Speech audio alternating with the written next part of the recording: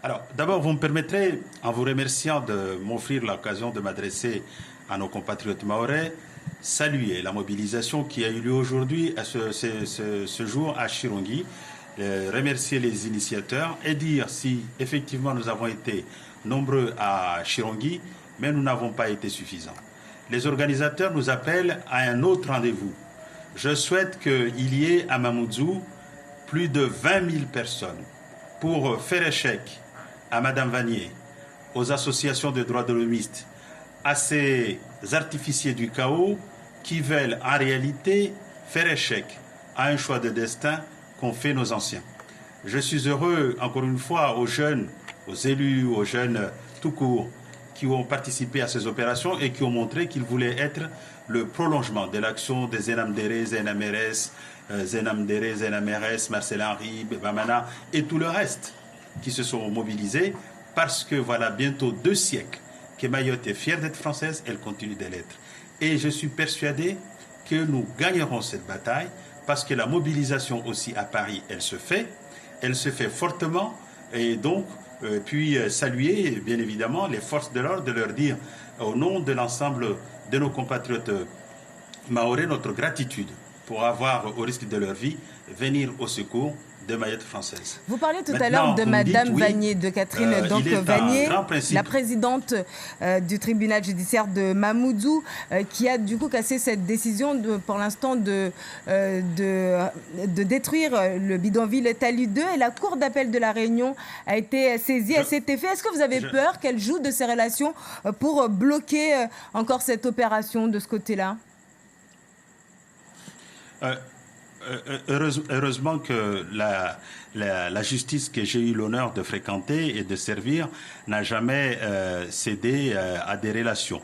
Non, je crois que ce qui est triste ici, c'est l'image que prend le coup que prend l'image de la justice dans la décision que nous dénonçons, parce qu'en réalité, dans ce faux semblant de décision, c'est tout simplement une délibération du syndicat de la magistrature qui a dicté cette opération, parce que ces militants qui appartiennent tous à l'extrême gauche, en réalité, souhaitent voir le chaos s'installer ici et pour dire que vous voyez, la France ne peut pas gérer Mayotte.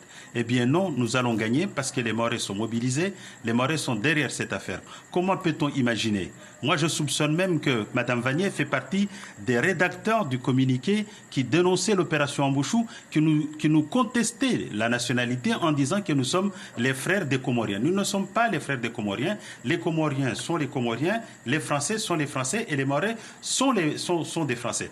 Et donc, on ne peut pas imaginer un seul instant qu'on puisse participer à la rédaction de ce communiqué, puis ensuite venir se déclarer compétent dans une affaire où déjà le juge administratif a été saisi. Je sais que souvent on ne le dit pas, mais à partir du moment où ces magistrats ont décidé de contester le rôle du législateur, parce que comme l'a rappelé M. le Préfet, c'est quand même la loi Elan qui l'est fait, c'est-à-dire le rôle du législateur qui dit ce qu'il y a à faire, à charge pour le juge d'appliquer cette loi, de l'interpréter bien évidemment, mais sans jamais aller dans le sens de mettre en échec une décision, parce qu'en France, nous avons un régime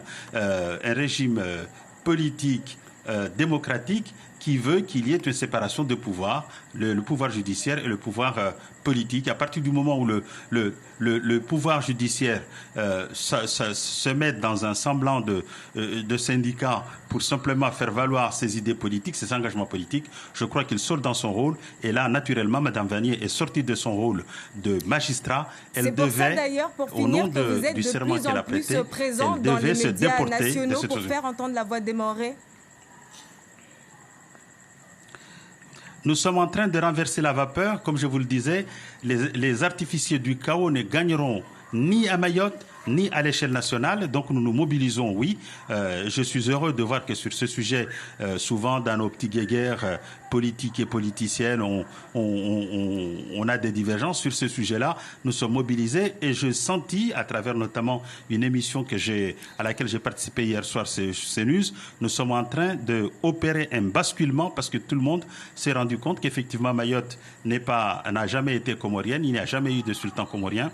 Mayotte est un territoire français depuis 200 ans sans que jamais à aucun moment cette appartenance ait été mise en cause et tout cet arsenal. Et c'est pour cela que je voudrais profiter. Saluer également la mobilisation qui a eu lieu à La Réunion pour dire à nos compatriotes mahorais qui sont en France métropolitaine, je vous appelle tous à vous mobiliser contre tous les candidats aux élections législatives, à toutes ces élections, contre les candidats qui prêchent le chaos à Mayotte, notamment de l'extrême gauche. Voilà ce que je voulais dire ce soir et je demande vraiment instamment à toutes les Mahoraises et les Mahorais de se rendre massivement samedi dans l'opération de rassemblement qui est proposée par la société civile. Merci beaucoup, député Kamardine, d'avoir été avec nous.